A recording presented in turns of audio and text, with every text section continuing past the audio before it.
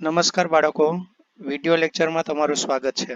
Chapter 5 ચુંબકત્વ અને દ્રવ્ય, તેમાં ટોપિક નંબર 5.2 માં આગળની આપણી થિયરી છે સમાન ચુંબકીય ક્ષેત્રમાં ચુંબકીય ડાયપોલની સ્થિતિ ઊર્જાનું સૂત્ર U બરાબર -mb cos થીટા તારવો. અને આ જે સ્થિતિ ઊર્જાનું સૂત્ર છે U બરાબર -mb cos થીટા, એ બીજા ચેપ્ટરમાં વિદ્યુત ક્ષેત્રમાં વિદ્યુત ડાયપોલની સ્થિતિ ઊર્જા U બરાબર -pe cos થીટા એના જેવું છે. હવે આપણને ખબર છે કે ડાયપોલ એ જુદી જુદી સ્થિતિમાં હોય ત્યારે તેની સ્થિતિ ઊર્જા જુદી જુદી હોય. તો જ્યારે ડાયપોલ ચુંબકીય ક્ષેત્રને સમાંતર હોય ત્યારે તેની સ્થિતિ ઊર્જા લઘુત્તમ હોય. કારણ કે ચુંબકીય ક્ષેત્રને સમાંતર હોય ત્યારે હમણાં આપણે સૂત્ર તારવવાના એના પરથી જોવાના છીએ. cos 0 = 1 એટલે -mb જે લઘુત્તમ મૂલ્ય છે, એ ડાયપોલ જ્યારે ચુંબકીય ક્ષેત્રને લંબરૂપે હશે ત્યારે cos 90 = 0 એટલે સ્થિતિ ઊર્જા શૂન્ય હશે. તો ચુંબકીય ક્ષેત્રમાં ડાયપોલની જુદી જુદી સ્થિતિમાં સ્થિતિ ઊર્જા જુદી જુદી હશે. તો આના પરથી એક વસ્તુ કહી શકાય કે ડાયપોલને તમે ભ્રમણ આપો તો જે કાર્ય કરો છો તે તેની સ્થિતિ ઊર્જાના ફેરફાર સ્વરૂપે સંગ્રહ પામે છે. તો હવે આપણે આ થિયરી જોઈએ. જ્યારે m જેટલી ચુંબકીય ડાયપોલ મોમેન્ટ ધરાવતી ડાયપોલ પર સમાન ચુંબકીય ક્ષેત્રમાં લાગતું ટોર્ક ટો બરાબર mb sin થીટા અથવા સદિશ ટો બરાબર m સદિશ m ક્રોસ સદિશ b હોય છે. એ આપણે આગળની થિયરીમાં જોયું. હવે આ ડાયપોલને એ ચુંબકીય ક્ષેત્રમાં ભ્રમણ કરવા માટે કરેલું કાર્ય એ તેની સ્થિતિ ઊર્જા સ્વરૂપે સંગ્રહ પામે છે. કારણ કે ડાયપોલની દરેકે દરેક સ્થિતિમાં એ સ્થિતિ ઊર્જા જુદી જુદી હશે. એટલે ડાયપોલને તમે એક કોણેથી બીજા કોણે લઈ જવા માટે જે કાર્ય કરો છો એ તેની સ્થિતિ ઊર્જા રૂપે સંગ્રહ પામે છે. અને એક વસ્તુ એ પણ ધ્યાન રાખવાની છે કે ડાયપોલ ધારો કે ચુંબકીય ક્ષેત્રથી મોટા કોણે હોય તો એ નાના કોણે આપમેળે આવશે, કારણ કે ટોર્ક એને નાના કોણે લાવે છે. પણ નાના કોણેથી મોટા કોણે લઈ જવું હોય તો કાર્ય આપણે કરવું પડે છે. એટલે તમે ડાયપોલને એક સ્થિતિમાંથી બીજી સ્થિતિમાં લઈ જવા માટે જે કાર્ય કરશો એ કાર્ય એ તેની સ્થિતિ ઊર્જા રૂપે સંગ્રહ પામે છે. હવે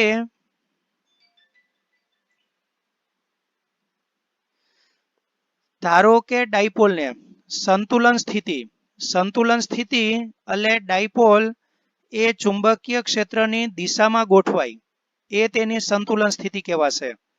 એટલે જ્યારે ડાયપોલ ચુંબકીય ક્ષેત્ર બી ની દિશામાં ગોઠવાય, સમાંતર ગોઠવાય, ત્યારે તે તેની સંતુલિત સ્થિતિ કહેવાય.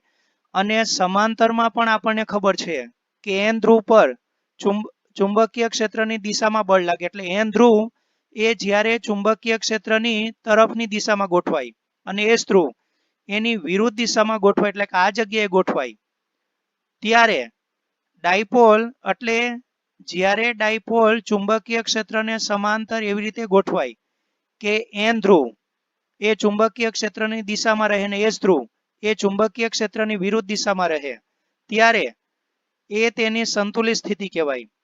તો ડાયપોલને અને આ સ્થિતિમાં આપણને ખબર છે કે થીટા બરાબર 0.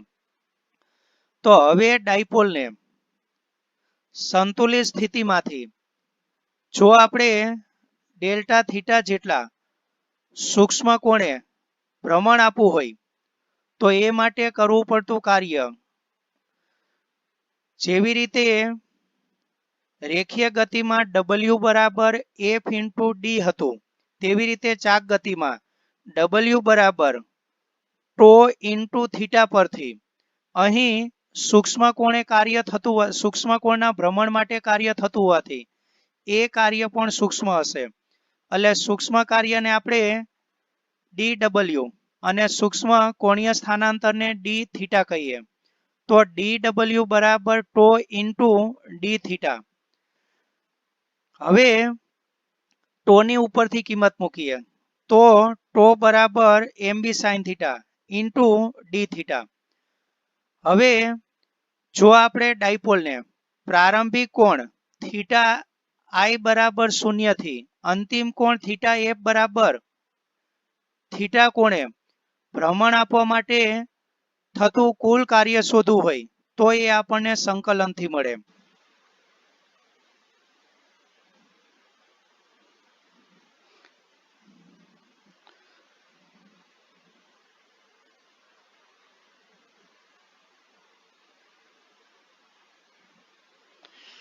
તો આપણે જોયું કે ડાયપોલને પ્રારંભિક કોણ થીટા i બરાબર 0 થી થીટા f બરાબર થીટા કોણે ભ્રમણ આપવું હોય તો કરવું પડતું કુલ કાર્ય એ સંકલનથી મળે. તો હવે dw નું સંકલન કરવાથી w મળે. તો સંકલન 0 થી થીટા ઉપર dw ની કિંમત મૂકીએ તો તમારું પદ આવશે ઉપરથી કિંમત મૂકીએ તો mb sin theta into d theta. હવે સંકલનમાંથી m અને b અચળ હોવાથી બહાર આવશે કારણ કે m એ ચુંબકીય ડાયપોલ મોમેન્ટ છે અને ચુંબકની આંતરિક રચનામાં ફેરફાર કરીએ તો જ એ બદલાય, પણ અહીં એ બદલાશે નહીં. અને b એ ડાયપોલ એક જ ચુંબકીય ક્ષેત્ર છે તેમાં ભ્રમણ કરતું હોવાથી b પણ અચળ, એટલે સંકલનની બહાર આવશે mb. તો હવે સંકલનમાં રહી જશે sin theta into d theta. તો sin થીટાનું સંકલન માઇનસ કોસ થીટા અને બાકીનું પદ એમનું એમ જ રહેશે અને આની હદ આવશે 0 થી થીટા. હવે આપણે હદ આપીએ તો કોસ થીટા, થીટાની જગ્યાએ થીટા એટલે કોસ થીટા અને થીટાની જગ્યાએ 0 મૂકીએ તો કોસ 0. તો હવે પછીનું સ્ટેપ આવશે કોસ થીટાની જગ્યાએ કોસ થીટા, કોસ 0 ની જગ્યાએ 1. એટલે તમારું સ્થિતિ ઉર્જાનું સૂત્ર આવશે કારણ કે કરેલું કાર્ય એ તમારી સ્થિતિ ઉર્જા. એટલે સ્થિતિ ઉર્જાને કાં તો આપણે u બતાવી શકીએ અને કાં તો um, m ફોર મેગ્નેટિક એટલે કે ચુંબકીય સ્થિતિ ઉર્જા. તો એનું સૂત્ર આવશે minus mb cos theta minus cos 0 એટલે 1. હવે અત્યારે તમે ડાયપોલને શરૂઆતમાં ચુંબકીય ક્ષેત્રને સમાંતર રાખેલી હતી, પણ એ ડાયપોલ જો શરૂઆતમાં ચુંબકીય ક્ષેત્રને સમાંતરને બદલે જો લંબરૂપે હોત, લંબરૂપે, અને ત્યાંથી તેને થીટા કોણે ભ્રમણ આપવું હોત તો થતા કાર્યના સૂત્ર માટે અહીં પ્રારંભિક કોણ 0 ને બદલે 90 મૂકવું પડે અને કોસ 90 એટલે 0 એટલે આ પદ તમારું 0 થાય. તો સ્થિતિ ઉર્જાનું સૂત્ર આના પરથી આવે માઇનસ mb કોસ થીટા અને એને આપણે જો સદિશ સ્વરૂપે લખીએ તો આપણને ખબર છે કે કોસ વિધેય હોવાથી એ તમારો ડોટ ગુણાકાર કહેવાય. એટલે સ્થિતિ ઉર્જા u બરાબર માઇનસ સદિશ m ડોટ સદિશ b અને બે સદિશોનો ડોટ ગુણાકાર કરવાથી મળતી ભૌતિક રાશિ સ્થિતિ ઉર્જા એ અદિશ ભૌતિક રાશિ છે. હવે આના આપણે કેટલાક ખાસ કિસ્સા જોવાના છે. પેલું, જ્યારે આ ડાયપોલ એ ચુંબકીય ક્ષેત્રને સમાંતર ગોઠવાયેલી હોય ત્યારે ખૂણો 0 થશે અને આ સ્થિતિમાં તમારું સ્થિતિ ઉર્જાના સૂત્ર પરથી કોસ 0 એટલે 1 એટલે સ્થિતિ ઉર્જા u બરાબર માઇનસ mb થશે અને આ સ્થિતિ ઉર્જા એ લઘુત્તમ સ્થિતિ ઉર્જા છે અને આને ડાયપોલની સ્થાયી સંતુલન સ્થિતિ કહેવાય.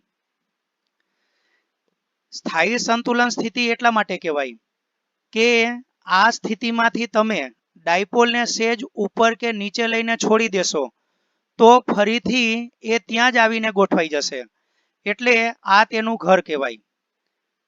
એટલે આ ડાયપોલની સ્થાયી સંતુલન સ્થિતિ કહેવાય, કારણ કે અહીંથી તમે એને જરા પણ ઉપર નીચે ચલિત કરીને છોડી દેશો તો તરત જ દોલન કરી અને આ જગ્યાએ સ્થિર થશે, એટલે આ ડાયપોલની સ્થાયી સંતુલન સ્થિતિ કહેવાય. જો થીટા 180 હોય એટલે ડાયપોલ ચુંબકીય ક્ષેત્રની વિરુદ્ધ દિશામાં ગોઠવાય, એટલે કે એનો એન ધ્રુવ આ તરફ હોય અને એસ ધ્રુવ આ તરફ ગોઠવાય, તો એ વખતે એ વિરુદ્ધ દિશામાં ગોઠવાયેલી કહેવાય. અને આ વખતે થીટા 180 હોવાથી આ સૂત્રમાં આપણે થીટા 180 મૂકીએ તો કોસ 180 એટલે -1 માઇનસ માઇનસ +1, તો સ્થિતિ ઉર્જા યુ બરાબર તમારું સ્થિતિ ઉર્જા થશે MB, અને આ સ્થિતિ ઉર્જાનું મહત્તમ મૂલ્ય છે અને તેને ડાયપોલની અસ્થાયી સંતુલન સ્થિતિ કહેવાય. અસ્થાયી એટલા માટે કહેવાય કે અહીં એન ધ્રુવ છે અને એન ધ્રુવ ખરેખર તેનું વલણ ચુંબકીય ક્ષેત્રની દિશામાં જવાનું હોય, એટલે જ્યારે એન એ ચુંબકીય ક્ષેત્રને સમાંતર હશે ત્યાં સુધી ક્ષણિક સ્થિર રહેશે, પણ જો એને તમે ઉપર કે નીચે, ધારો કે આપણે સેજ ઉપર ચલિત કરીને છોડી દઈએ તો તરત જ એ ભ્રમણ કરીને આ દિશામાં ગોઠવાઈ જશે, એટલે આ તેની ક્ષણિક સ્થાયી સ્થિતિ છે, એટલે તેને ડાયપોલની અસ્થાયી સંતુલન સ્થિતિ કહેવાય. જો થીટા 90 હોય એટલે કે ડાયપોલ એ ચુંબકીય ક્ષેત્રને લંબ રૂપે ગોઠવાયેલું હોય તો આ સૂત્ર મુજબ કોસ 90 બરાબર 0, તો તેની સ્થિતિ ઉર્જા 0 થશે. એટલે જ્યારે ડાયપોલ ચુંબકીય ક્ષેત્રને લંબ રૂપે ગોઠવાયેલી હોય ત્યારે તેની સ્થિતિ ઉર્જા 0 થશે. હવે ડાયપોલને પ્રારંભિક કોણ થીટા આઈ થી અંતિમ કોણ થીટા એફ સુધી ભ્રમણ આપવા માટે કરવું પડતું કાર્ય W એ સ્થિતિ ઉર્જાના ફેરફાર જેટલું હોય, એટલે U2 - U1, પણ U એટલે MB cos થીટા અને U2 એટલે અંતિમ સ્થિતિ ઉર્જા એટલે તમારો અંતિમ કોણ થીટા 2, એટલે U2 ની જગ્યાએ મુકાશે -MB cos થીટા 2 કે cos થીટા F, F એટલે ફાઇનલ અંતિમ, અને આ સૂત્રમાં આવતું માઇનસ અને સ્થિતિ ઉર્જા પોતે પણ માઇનસ, એટલે માઇનસ માઇનસ પ્લસ પ્રારંભિક માટે MB cos થીટા I એટલે ઇનિશિયલ પ્રારંભિક, એટલે પ્રારંભિક કોણ માટે થીટા I કે થીટા 1 લેવાય, તો તમારું કાર્યનું સૂત્ર આવશે -MB cos theta F plus MB cos theta I. MB અચળ હોવાથી સામાન્ય નીકળશે અને પ્લસ વાળું પદ પહેલા લખીએ તો તમારું કાર્યનું સૂત્ર આવશે W બરાબર MB cos theta I minus cos theta F, જે થીટા I થી થીટા F કોણે ભ્રમણ આપવા માટે કરવું પડતું કાર્ય છે. અહીં યાદ રાખવાનું છે કે જો તમે પ્રારંભિક કોણ પહેલા લખશો કૌંસમાં તો તમારું આગળનું ચિહ્ન પ્લસ આવશે, પણ અંતિમ કોણ પહેલા લખશો એટલે આ પદ પહેલા લખશો તો તમારે અહીં આગળ માઇનસ લખવાનું થશે.